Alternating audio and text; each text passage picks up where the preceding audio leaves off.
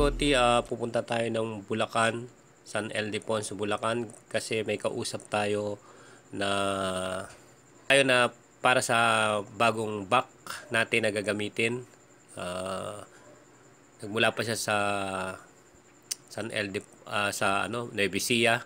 So ang oras ng ating pagtakbo mula Rodriguez hanggang San Ildefonso ay 2 hours and 25 minutes. Pero ewan ko lang kung yan talaga yon.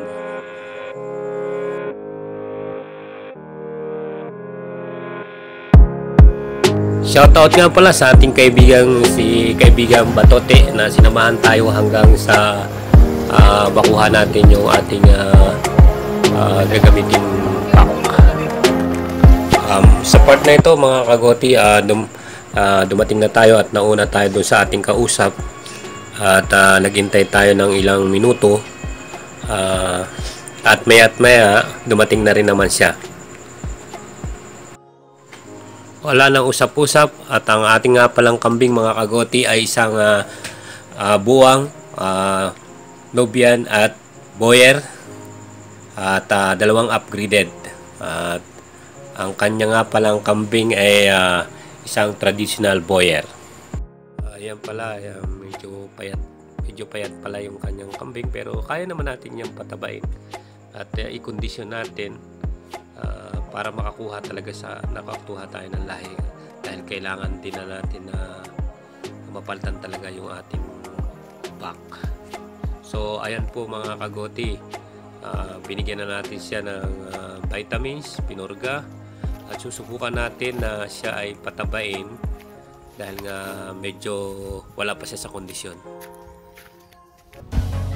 Kitang-kita nyo naman ang malaking pagbabago, kaya nagdesisyon na tayo na iwan na ito sa ating kambingan kasi doon natin ito kinondisyon sa bahay at hindi dito sa kambingan.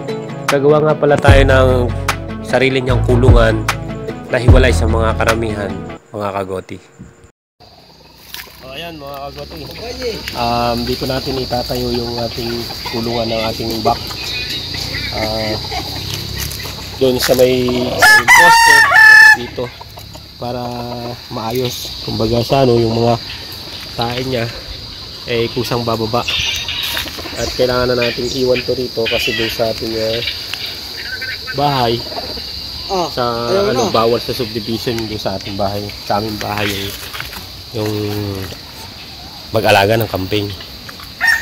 At ito yung ilalagay nating back na nakuha rin natin nung bali 2 buwan na ito rito ngayon.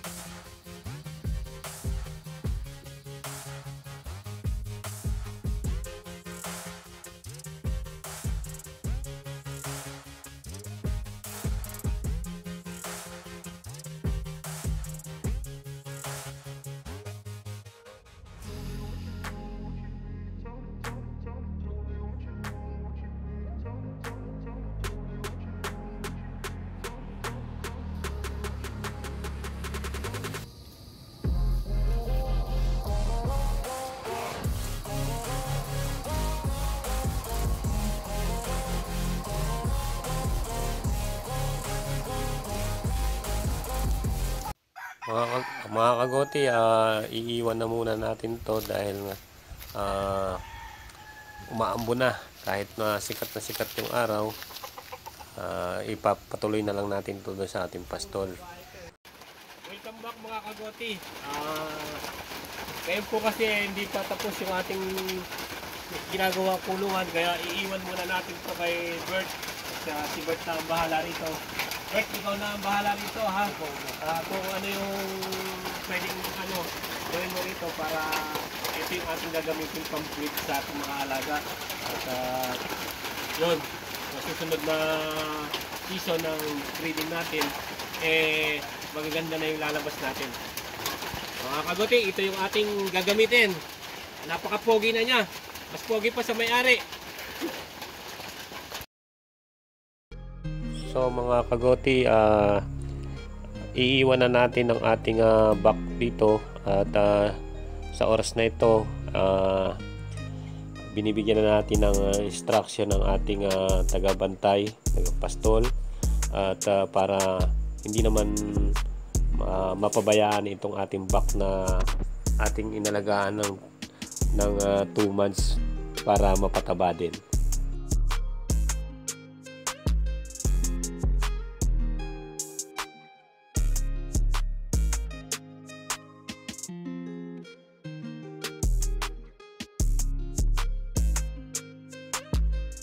Ulan mga kagoti, siya nga pala, yun pala yung ating kulungan ng ating mga ibang karamihang mga kambing. Mga kagoti, magpapalipas muna tayo ng malakas na ulan. So magpapatila muna tayo, saka tayo uwi.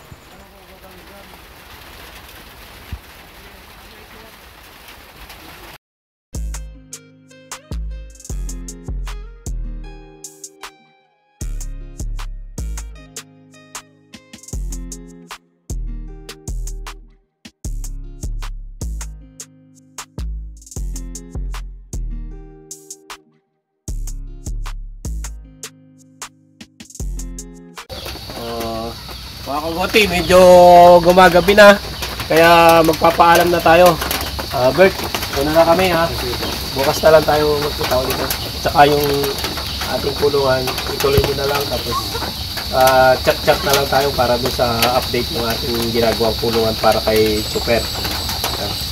Sige, una kami. Salamat, Bert. Okay. Ingat. Salamat.